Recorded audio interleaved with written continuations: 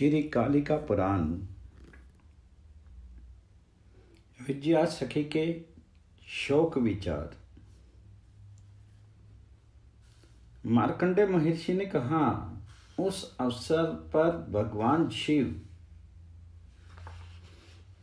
दक्षा के गुणगणों को परिगमन करते हुए अत्यधिक दुख से पीड़ित होकर के प्राकृत मनुष्य की ही भांति शोकाकुल हो गए थे। उस समय में विलाप करते हुए शिव को जान करके अर्थात सती के वियोग में शंभु को रुदन करते हुए देख करके कामदेव, रति और वसंत के सहित महेश्वर प्रभु के समीप में प्राप्त हो गया। उस रति के पति कामदेव ने शोक से अत्यंत परिभ्रष्ट उस शंभु को, जो भ्रष्ट चेतना वाले और रुदन करने वाले थे, एक ही साथ अपने 5 बाणों से प्रहार किया था। शोक के कारण अभिहित चित्त वाले भी शंभु कामदेव के बाणों के प्रहार से व्याकुल होकर के अत्यंत संकीर्ण भाव को प्राप्त हो गए थे और उन्होंने बहुत शोक किया था और वे मोह को भी प्राप्त हो गए थे, अर्थात शोक के वेग से मूर्छित हो गए थे। वे एक क्षण में तो शोकाकुल होकर भूमि पर गिर जाया करते थे और एक क्षण में ही उठ करके दौड़ लगाते थे। एक ही क्षण में वे भ्रमण करने लगते थे अथवा चक्कर काटा करते थे और फिर वे विभु वहीं पर अपने नेत्रों को निमीलित कर लिया करते थे। किसी समय में देवी दाक्षायणी का ध्यान करते हुए हास करने वाले हो जाते थे, अर्थात खूब अधिक हंसते रहा करते थे। किसी समय में भूमि में लेटी हुई उस सती का आलिंगन किया करते थे, मानो वह रस के भावों से युक्त स्थित हो। भगवान शंकर हे सती इस प्रकार से निरंतर सती के नाम का कथन करके ऐसा कहते थे कि अब इस व्यर्थ में किए हुए नाम का परित्याग कर दो। ऐसा कहकर के अपने हाथ से उस सती के शव का स्पर्श किया करते थे। शंभु भगवान अपने हाथ से इस सती का परिमार्जन करके उनके यथा स्थित अलंकारों को विश्लेषित करके अर्थात शरीर से दूर करके फिर उन अलंकारों को वहां पर ही अर्थात उस सती के मृत शीर पर अलंकारित किया करते थे। तात्पर्य यह कि कभी तो आभूषणों को सती के मृत शव से दूर हटा लेते थे और उसी सती को सजीव समझ करके आभूषणों को उनके अंगों में धारण कराया करते थे। भूतेश्वर भगवान शंभु के इस प्रकार से विलाप कलाप करने पर भी जिस समय में वह मृत हुई सती ने कुछ भी उत्तर नहीं दिया था, तो उस समय भगवान शिव शोक की उद्गारता पूर्वक अत्यधिक रुदन करने लगे थे। जब वे रुदन कर रहे थे तो उनके आंसू नीचे गिर रहे थे। उस समय में देवगण ने उनको देखा था और वे ब्रह्मा आदि देव चिंता से प्रायण होते हुए अत्यधिक चिंतातुर हो गए थे। भूमि पर गिरे हुए वे वाष्पक अर्थात आंसू यदि पृथ्वी का दाह कर देंगे तो वहां पर क्या उपाय करना चाहिए, अर्थात इन आंसुओं के द्वारा पृथ्वी का दाह क्या प्रतिकार होगा। इससे ये सभी हाहाकार करने लगे थे। इसके अनंतर ब्रह्मा आदि देवों ने शनिचर के साथ विचार किया था और उन्होंने भगवान शंभु के, जो मोह के वशीभूत हो गए थे, वाष्पों को धारण करने हेतु शनिचर का स्तवन किया था। देवगण ने कहा, हे महान भाग्य वाले, हे शनिचर देव, आप तो लोगों पर अनुग्रह करने वाले हैं। हे मूल शक्ति से समुत्पन्न होने वाले, आपका जन्म तो सूर्य देव से ही हुआ है। आपके लिए हमारा नमस्कार समर्पित है। हाथ में शूल धारण करने वाले, पाश को धारण करने वाले और धनुर्धारी आपको नमस्कार है। आपका हस्त वरदान देने वाला है और अन्य तम की छाया के आत्मज हैं। ऐसे आपको नमस्कार है। हे नीलमय के सदृश, आप पिसे हुए अंजन के तुल्य हैं। समस्त लोगों के प्राणों के धारण करने में कारण स्वरूप आपके लिए प्रणाम। आपको नमस्कार होवे। हे भगवान, आप शीघ्रतापूर्वक प्रसन्न हो जाइए। भगवान शंभु के शोक से समुत्पन्न हुए वाष्पों आंसुओं से हमारी इस पृथ्वी की रक्षा करो। जिस प्रकार से पुरातन समय में वर्षों तक वृष्टि का अवरोध किया था और आप ही ने मेघों से होने वाली वृष्टि को रोक दिया था, अब उसी भांति भगवान हर के शोक से गिरे हुए वाष्पों के जल में भी कीजिए, अर्थात इस आंसुओं के जल को भी रोक दीजिए। आपके द्वारा जलों का ग्रहण करना देख करके पुष्कर आदि उन मेघों ने महेंद्र की आज्ञा से निरंतर वर्षा को छोड़ा था, अर्थात सतत वृष्टि करते रहे थे। आपने पहले सूर्य समय में उस संपूर्ण वर्षा के जल को आकाश ही में विनष्ट कर दिया था, अब उसी भांति भगवान शिव के आंसुओं के जल को भी नष्ट करने के लिए प्रयत्न कीजिए। भगवान शिव के वाष्पों के निवारण करने के कार्य में से अन्य कोई भी आपके बिना सामर्थ्य रखने वाला नहीं है। यही शिव के शोक से समुत्पन्न आंसुओं का जल देव गंधर्वों के सहित तथा पर्तों के सहित ब्रह्म लोकों का दाह कर देगा। ऐसे ही इन आंसुओं के जल में दाहक शक्ति विद्यमान है। वह वाष्पों का जल इस भूमंडल में गिरा है, इसलिए आप अपनी माया से इनको धारण करो। मार्कंडेय ऋषि ने कहा, समस्त देवों द्वारा इस प्रकार से भाषण किए जाने पर सूर्यपुत्र शनिचर ने अत्यंत दयाद्र मन वाला होकर के उन देवों को प्रत्युत्तर दिया था। शनिचर ने कहा, हे सुरों में श्रेष्ठ, अपनी शक्ति के अनुसार ही आपका कार्य करूंगा, किंतु ऐसा ही होना चाहिए कि दाह करने वाले मुझको भगवान शंभु ना जान पा लेवें।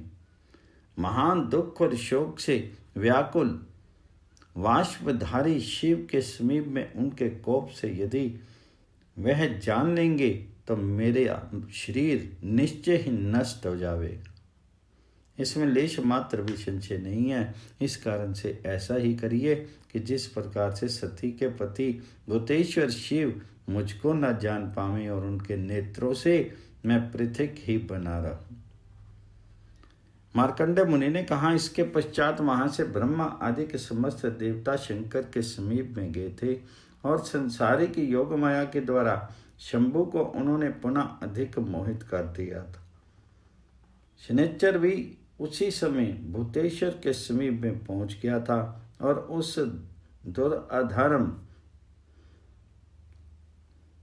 वाष्पों की वृष्टि को माया से रोक दिया था। जब ऐसी स्थिति उत्पन्न होगी थी तो वह शनिचर भी शंभु के वाष्पों को धारण करने में असमर्थ हो गया था और उसके द्वारा जल धारक महागिरी पर वे वाष्प प्रक्षिप्त किए गए थे। लोकालोक पर्वत के समीप में जल धारा वाष्प वाला गिरी है जो पुष्कर द्वीप के पृष्ठ में स्थित है। वह तोई सागर के पश्चिम में है। वह सब परिमाण से मेरु पर्वत के सदृश है। उस समय में असमर्थ शनिचर ने उस पर ही वाष्पों को विन्यस्त कर दिया था। वह पर्वत भी शंभु के उन वाष्पों को धारण करने में समर्थ नहीं हुआ था। उन वाष्पों के समुदायों से वह पर्वत विदीर्ण हो गया था और शीघ्र ही मध्य भाग में भग्न हो गया था। उन वाष्पों ने उस पर्वत का भेदन करके वे फिर तोय सागर में प्रवेश कर गए थे। वे वाष्प अतीव क्षार थे कि वह सागर भी ग्रहण करने में समर्थ नहीं हुआ था। इसके अनंतर सागर को मध्य में भेदन करके वे वाष्प सागर की पूर्व में रहने वाली बेला पर समागत हो गए थे तथा स्पर्श मात्र से उन्होंने उस बेला का भेदन कर दिया था। पुष्कर द्वीप के मध्य में गमन करने वाले वे वाष्प बेला का भेदन करके वैतरणी नदी हो गए थे और पूर्व सागर में गमन करने वाले हो गए थे। जलधारा के भेद से और सागर के संसर्ग से कुछ साम्यता को प्राप्त होकर के फिर उन्होंने पृथ्वी का भेदन नहीं किया था। ओम कालिकाय नमः। श्री कालिका पुराण में सती के शीर के खंड खंड होकर के गिरना,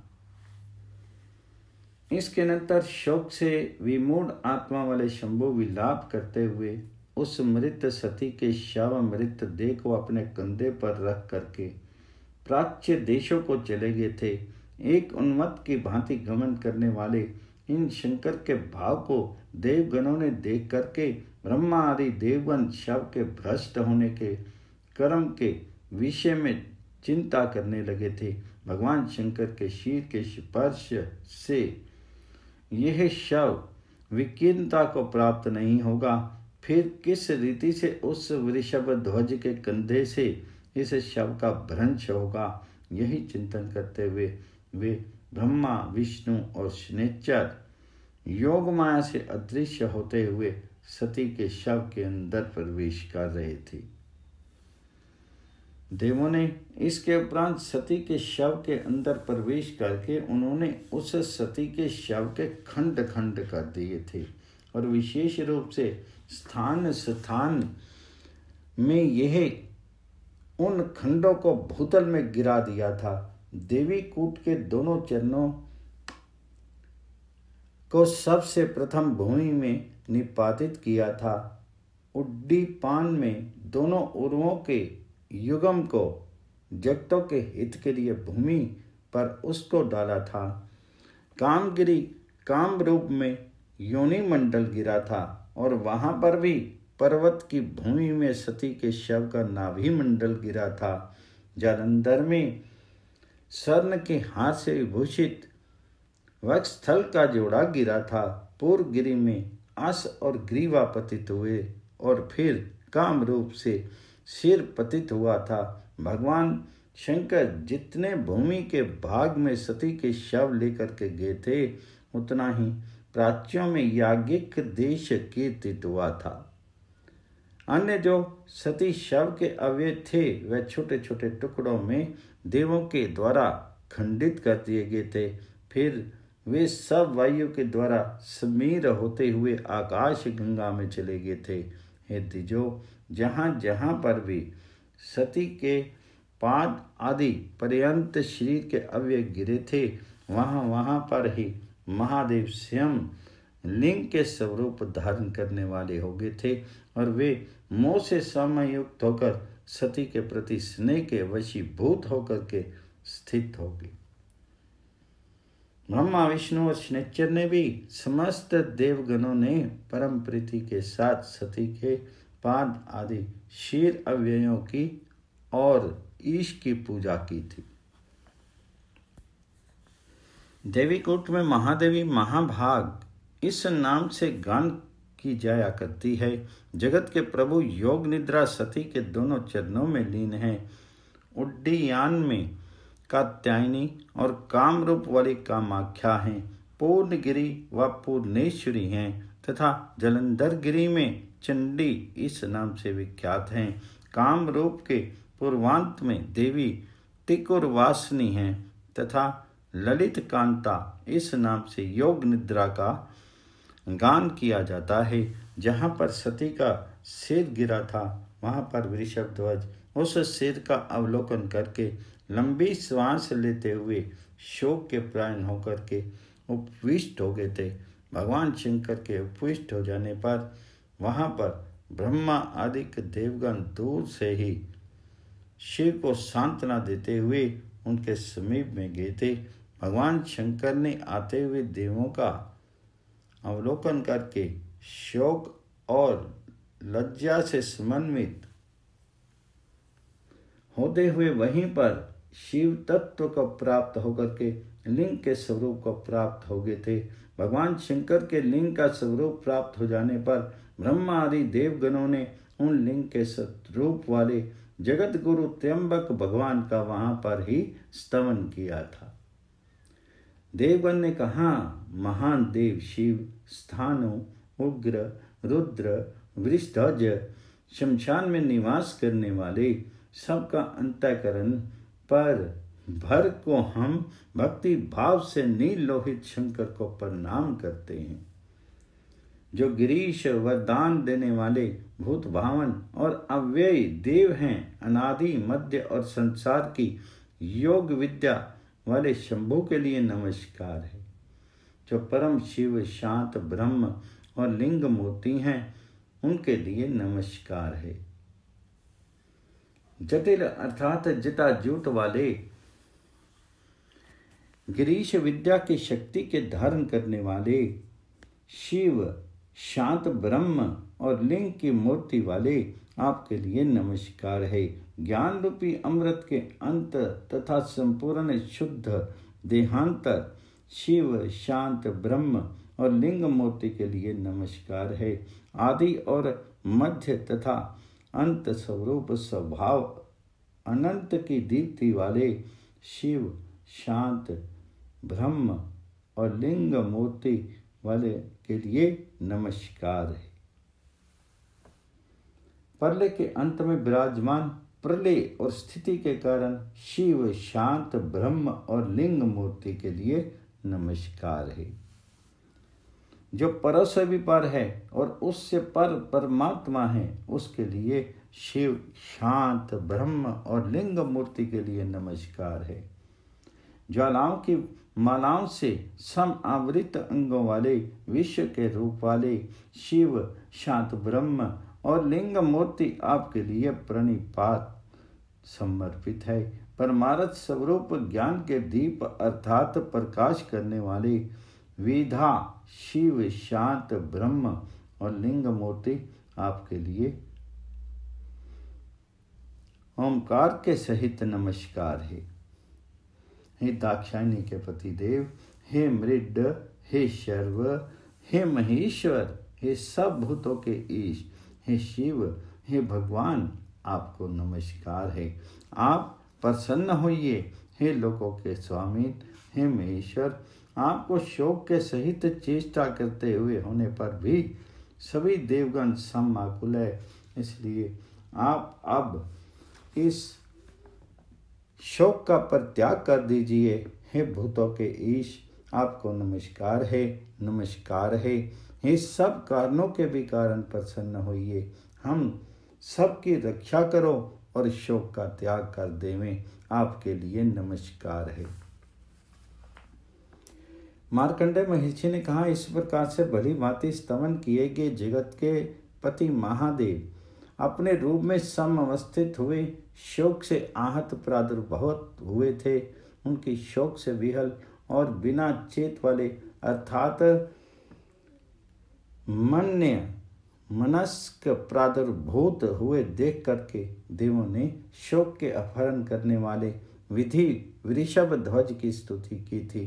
ब्रह्मा जी ने कहा, हे हर, आप ही हिरण्यबाहु ब्रह्मा हैं और आप ही जगत के पति विष्णु हैं। इस जगत की सृष्टि स्थिति और विनाशों के आप ही हेतु होते हैं। आप अपनी अष्ट मूर्तियों के द्वारा इस संपूर्ण चराचर जगत में व्याप्त होकर के इनके उत्पादक, स्थापक और नाशक भी हैं। विश्वकृत आप ही हैं।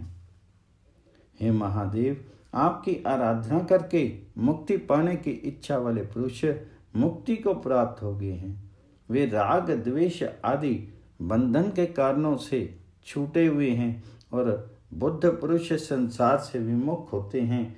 हे महेश्वर, वे भिन्न वायु, अग्नि और जल के ओग से रहित, सूर्य और चंद्रमा से युक्त, इस रीति से दूर में भी स्थित नहीं है, अर्थात सन्निकट में ही वर्तमान है। तीन मार्गों के मध्य में संस्थित हैं और अनुप्रकाशक हैं। परम शुद्ध में तत्व हैं जो ज्ञान रूपी जल के द्वारा वर्धित समीप में ही समुत्पन्न तप रूपी जत्रों से संस्थगित 8 शस्त्र रूपी तरु का पुष्प है। इसका सूक्ष्म उपगमन करने वाला पीत पराग सदा ही आपके वश में गमन करने वाला है। समीकरण अर्थात वायु की ध्वनि को नीचे की ओर समाधान करके और रात्रि को ऊपर करें और निरुद्ध करके हंस के मध्य से हृदय के पदम के मध्य में राज्य सुमुखीकृत है, परंतु आपका तेज श्रद्धा सर्वत्र है। पूरक अथवा कुंभक प्राणायामों से रिक्त चित्रों से जो पर नामक प्रेरणा है वे प्रपंच योगियों के द्वारा दृश्य और अदृश्य है। तात्विक रूप से शुद्ध और वृद्ध आपके द्वारा लब्ध हैं। सूक्ष्म जगत में व्याप्त और गुणों के समूह से पेन मृग्यम बुद्धि के साधन साध्य रूप वाला है। हे महेश, चोर और रक्षों के द्वारा ना तो उरिझत है और ना नीति है, अर्थात दिया हुआ है, ऐसा ही आपका अर्थ से हीन भाव है। ये चित्त क्रोध से, शोक से, मान से और दंभ से भी व्यय नहीं होता है। ये चित्त तो उपयोग करके अन्य प्रकार से ही बढ़ता रहा करता है। आप माया से मोहित हैं, इसलिए आप हृदय में स्थित को ही आपने विस्मृत कर दिया है। माया को भिन्न समझ करके अपनी आत्मा के द्वारा ही आत्म स्वरूप को धारण करो। हे महेश्वर, जगत के हित के संपादन करने के लिए हमने पूर्व में ही माया का स्तमन किया था। उसके द्वारा ध्यान में संलग्न चित्त बहुत से प्रयत्नों के द्वारा प्रसादित है। शोक, क्रोध, लोभ, काम, मोह, परमात्मा, ईर्ष्या, मान, संशय, कृपा, असूया, जुगुप्सिता, ये 12 मन में मल होते हैं जो बुद्धि के नाश के हेतु हैं। आप जैसे महापुरुषों द्वारा इन 12 मानस मलों का सेवन नहीं किया जाया करता है। हे हर, आप शोक का परित्याग कर दीजिए। मार्कंडेय मुनि ने कहा, इस रीति से शाम के द्वारा स्तुति किए गए शंभु ने अपने वांछित का संस्मरण करके भी सती के शोक से बिना कृत हुए शिव ने उस समय में आत्मा का अवधारण नहीं किया था। नीचे की ओर को मुख किए हुए समवस्थित ब्रह्मा जी को देख करके उसने धीरे से ये कहा था, हे ब्रह्मा जी, कुछ अतिक्रमण करने वाली बात कहो, आप बतलाओ अब मैं क्या करूं। मार्कंडेय महर्षि ने कहा, इस प्रकार से वामदेव और समस्त देवों के द्वारा कहे हुए विद्या ब्रह्मा उस समय से महेश्वर के शोक का विनाश करने वाला ये वचन कहा था। ब्रह्मा जी ने कहा, हे महादेव, अपनी आत्मा के द्वारा ही अर्थात आप ही अपनी आत्मा अर्थात अपने वास्तविक स्वरूप का संस्मरण करके शोक का परित्याग कर दो। आप शोक करने के स्थान नहीं हैं, शोक से आपका परम अंतर हो गया है। हे पुत्रेश्वर, आपके शोक युक्त हो जाने पर सभी देवगण अत्यंत भयभीत हो गए।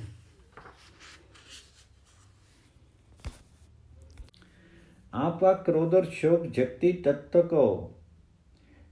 तल को भ्रंश कर देगा और आपका शोक इसका शोषण कर देगा। आपके वाष्पों अर्थात अश्रुपात से ये संपूर्ण पृथ्वी व्याकुल होकर के विदीर्ण हो जाती, और यदि शनि आपके वाष्पों को अवग्रहण नहीं करता, वह शनि भी हठ से कृष्ण हो गया है। जहाँ पर गंधर्वों के सहित सब देवगण सदा उत्सुकता से युक्त होकर के क्रीड़ा किया करते हैं, जो ये सुमेरु पर्वत के सदृश मान से उत्तम पर्वत है। पुष्कर, आवर्तक आदि जलों का पान किया करते थे, जहाँ पर जाकर के महामुनि कुंभ योनि मंदार पर्वत से निरंतर जगत के हित में तपस्या किया करते थे। जिस पर्वत में भगवान शंभु स्थित होकर के पूर्व में जल के सागर को हाथ के मध्य में रख करके तप के बल से पीगे थे, शनिचर के द्वारा आपके वाष्पों को सहन करने में असमर्थ होते हुए क्षिप्त लोगों से यह जलधारा नामक गिरि विदारित हो गया था। हे शंभु, आप वाष्य पर्वत का विशेष रूप से भेदन करके सागर में चले गए थे।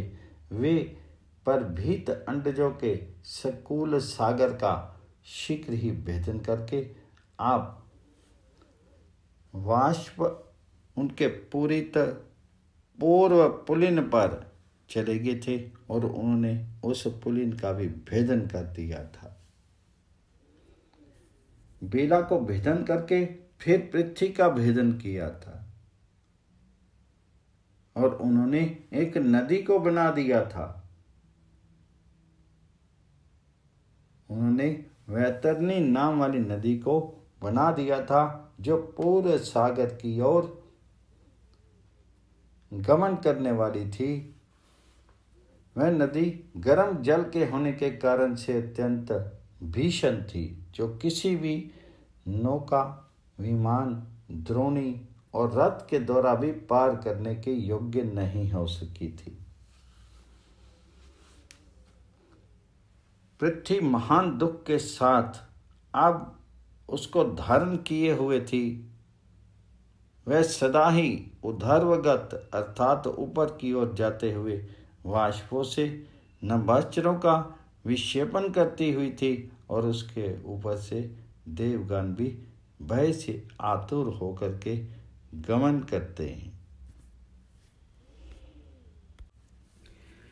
यमराज के द्वार से परावर्तित होकर के दोनों जल के विस्तार वाली निम्न होती हुई वह संपूर्ण तीनों भवन को भय उत्पन्न करती हुई वहन किया करती हैं।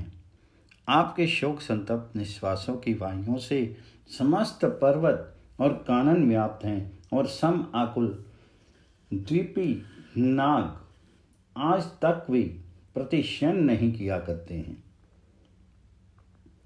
आपके संतप्त निश्वासों से सम उत्पन्न वायु संपूर्ण जगत के सुख को पीड़ित करता हुआ वह बाधाहीन और सनातन आज तक भी शमन को प्राप्त नहीं होता है। सती के शव अर्थात मृत शरीर को वह करने वाले आपके पद पद में ये पृथ्वी शीर्यमान हो रही है और वह परम व्याकुल पृथ्वी अपनी व्याकुलता का मोचन नहीं कर रही है। इस समय ना तो पाताल में और न स्वर्ग में वह सत्व विद्यमान है जो आपके क्रोध से और शोक से है। वृषभध्वज, व्याकुल ना होवें, इसी कारण से आप शोक और अमर्ष को परित्याग करके हम सबको शांति का प्रदान करो। अपनी आत्मा के द्वारा ही अपनी आत्मा को जानिए, अर्थात स्वयं ही अपने आप के स्वरूप का ज्ञान प्राप्त कीजिए और आत्मा से ही आत्मा को धारण करिए। और वह सती दिव्यमान से 100 वर्षों के व्यतीत हो जाने पर त्रेता युग के आदि में वही सती पुनः आपकी भार्या होगी। मार्कंडेय मुनि ने कहा, ब्रह्मा जी के द्वारा इस रीति से कहे हुए शंभु नीचे की ओर मुख वाले ध्यान में प्रायण होकर के अमित ओज वाले ब्रह्मा जी से बोले, हे ब्राह्मण, जब तक मैं सती के द्वारा किए हुए शोक से उत्तीर्ण हूं तब तक आप मेरे सखा हो, वह शोक का अपमोदन करिए। हे ब्रह्मा जी, उस अवसर पर मैं जहाँ जहाँ पर भी गमन करूं वहाँ वहाँ पर ही आप भी गमन करके मेरे इस दुस्सह शोक की हानि करिए।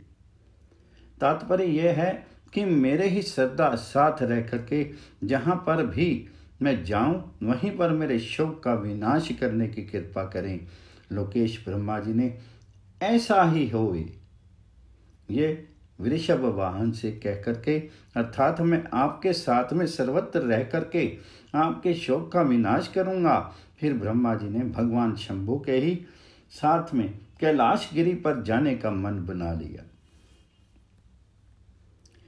ब्रह्मा जी के साथ भगवान शंभु को कैलाश पर्वत की ओर गमन करने के लिए उत्सुक देख करके जो नंदी और भृंगी आदि गण थे, वे भी ये देख करके वहां प्राप्त हो गए थे। फिर एक विशाल पर्वत के ही समान वृषभ विधाता के सामने उपस्थित हो गया था। जिस तरह से सीताब के सदृश गहरी खोवी, वासुकी आदि जो शर्व थे, उन सब ने यथा स्थान पर भगवान शंभु को कि बहुत शीघ्र वहां आकर के शिव के सिर और बाहु आदि से उनको विभूषित कर दिया था। कथन का अभिप्राय यह है कि वासुकी प्रभृति सब सर्प वहां आकर के शिव के कर आदि अंगों के आभूषण हो गए थे। इसके अनंतर ब्रह्मा, विष्णु और सती के पति महादेव समस्त देवों के समूह के साथ हिमवान पर्वत पर चले गए थे। इसके पश्चात गिरि अपने नगर से निकलकर उन औषधियों के प्रस्थों को अपने आत्माओं के सहित सुरोत्तमों के सामने उपस्थित हुए। इसके अनंतर उस गिरिराज के द्वारा वे सभी सुरगण पूजे गए और सबका एक ही साथ अभ्यर्चन किया गया। वहां पर उन देवों के यजन करने में सभी सचिव और पूर्ववासी गण भी सम्मिलित थे। वे सुरगण ही बहुत प्रसन्न हुए। फिर वहीं पर उस गिरीन्द्र के नगर में भगवान हर ने उस औषधियों के प्रस्थ पर सखियों के साथ गौतम की आत्मजा विद्या का अवलोकन किया। उसने भी उस समस्त सुरों को प्रणिपात करके हर से कहा था। गिरीश से अपनी माता की भगनी सती के विषय में पूछती हुई वे क्रोध किया था, हे महादेव, आपकी वह सती कहाँ पर है? मेरे हृदय से दुख दूर नहीं हट रहा।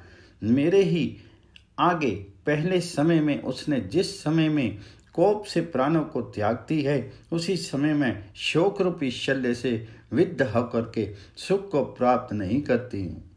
इतना कह करके वस्त्र के छोर से मुख को ढक करके अधिक रुदन करती हुई भूमि पर गिर पड़ी और बहुत दुख को प्राप्त हो गई। मार्कंडेय महर्षि ने कहा, इसके पश्चात उस समय में दाक्षायणी का स्मरण करते हुए उसको भूमि पर गिरी हुई देख करके उस समय में शोक से समुत्पन्न उद्वेग युक्त रंज को शिव सहन नहीं कर सके, जिनका धीरज एकदम ही नष्ट हो गया। ऐसा भगवान शंभु वाष्पों से व्याकुल लोचनों वाले हो गए, अर्थात उनके नेत्रों से अविरल अश्रु प्रवाह चलने लग गया। सभी देवों के देखते हुए वे भगवान शिव चिंता के ध्यान में तत्पर हो गए। इसके अनंतर ब्रह्मा जी ने शोक से कथित विद्या को ढांढस बंधा करके फिर भगवान शंकर को सम आश्वासन देते हुए सांत्वना से साथ यह वचन कहे। ब्रह्मा जी ने कहा, भगवान, आप पुराने योगी हैं, आपको ऐसा शोक करना युक्त प्रतीत नहीं होता है। आपका ध्यान तो पर धाम में ही था, फिर यहाँ पर सती में कैसे हो गया? आप तो निरंजन हैं और आप बड़े बड़े यतियों के ध्यान में जानने के योग्य हैं। आप पर से भी परे पर हैं। आपका स्वरूप निर्मल है तथा आप सर्वत्र गमन के स्वभाव एवं शक्ति से समन्वित हैं। जो राग और लोभ आदि मल हैं, उन मलों से आप विहीन रहने वाले हैं। ऐसा ही आपका स्वरूप है, उसे ही आप अपनी बुद्धि से ग्रहण कीजिए। प्राणी के अंदर रहने वाला ज्ञान के विनाश करने वाले निम्नलिखित 14 दोष हुआ करते हैं। वे ये हैं: शोक, लोभ, क्रोध, मोह, हिंसा, मान। मैं बहुत ही महान हूं ऐसा मन में रखना। दंभ अर्थात या शानु, मद, प्रमोद, ईर्ष्या, असूया, अशांति और असत्यता। आप तो विष्णु के ही स्वरूप वाले जगतों के विधाता हैं, अर्थात जगतों की रचना करने वाले हैं।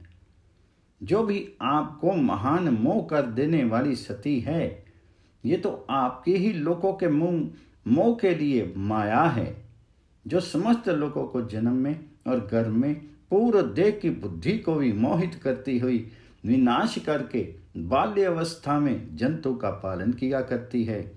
आज वह भी शोक से सहित आपको भी मोहित कर रही है। प्रत्येक कल्प में पहले आपने सहस्त्रों सतियों का त्याग किया था, जो मृत हो गई थी।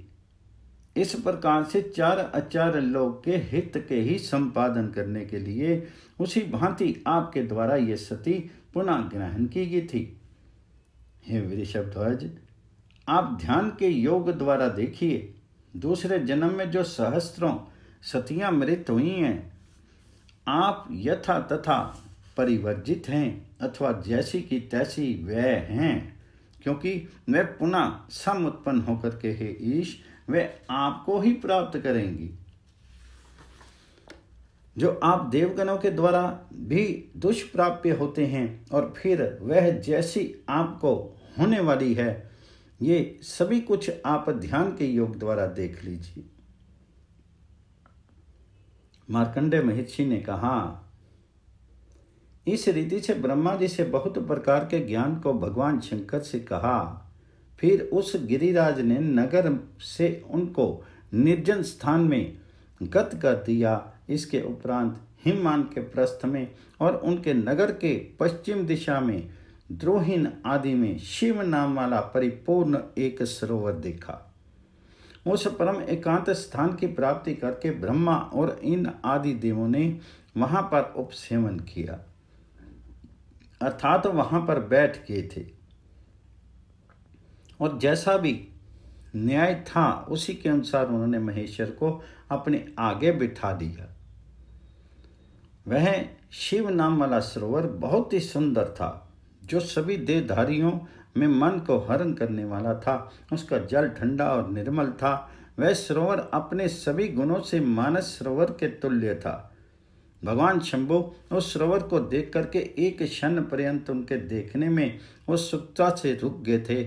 उसी सरोवर से एक शिप्रा नाम वाली नदी निकली है और वह दक्षिण सागर को जा रही थी, जो जगत के जनों को पावन कर रही थी। ऐसा उन्होंने वहां पर देखा था। उस पूर्ण सरोवर के पास जाकर के अनेक देशों के समागत हुए परम अधिक सुंदर दर्शन करते हुए बहुत से पक्षियों को शंभु ने अवलोकन किया था। वहां पर विराजित होकर के उन्होंने गंभीर वायु से एवं संपन्न तरंगों में चक्रवाक के जोड़ों को नृत्य करते हुए देखा।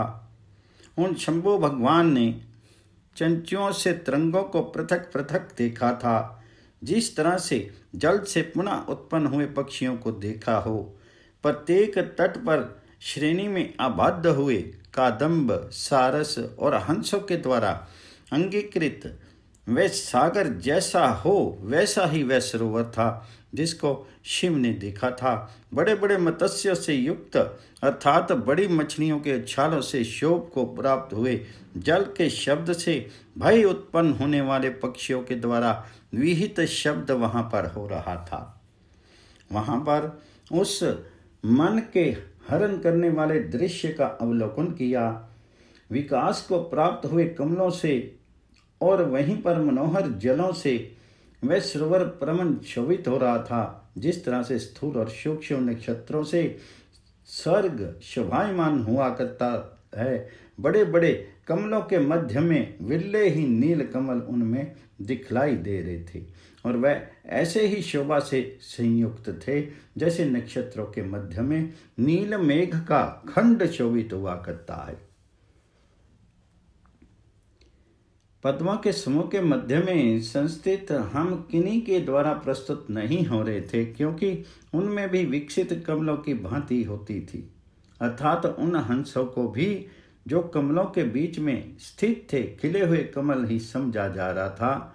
वे स्वर्गवासियों के द्वारा निश्चल ही दिखाई दे रहे थे।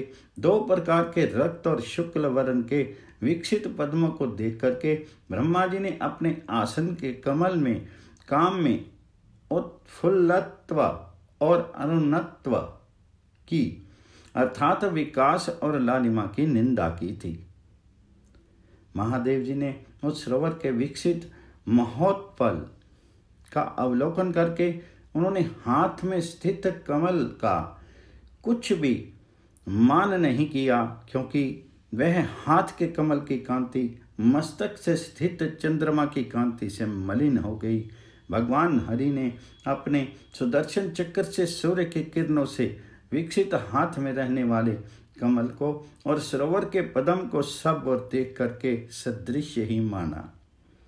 उस सरोवर को जो नाना भांति के पक्षियों से समाकुल संपूर्ण सैकड़ों ही कमलनियों से सच्छन्न अर्थात ढका हुआ और नीलोत्पलों के समूह से युक्त था देखा। वह सरोवर तट पर देवदारों के वृक्षों के परसुनों में रहने वाले परागों से सुगंधित जल से समन्वित था और देखने वालों के हृदय को महान आनंद को उत्पन्न करने वाला था। उस सरोवर के प्रत्येक तट पर महान विशाल वृक्ष थे और वह शाद्वलों से भी परिवारित था, अर्थात उसके किनारे शाद्वलों से चारों ओर घिरे हुए थे। ऐसे उस सुंदर सरोवर की शोभा को देख करके शंभु क्षण भर के लिए उत्सुकता से युक्त तथा शोक से रहित हो गए थे। तात्पर्य यही है कि उस सरोवर की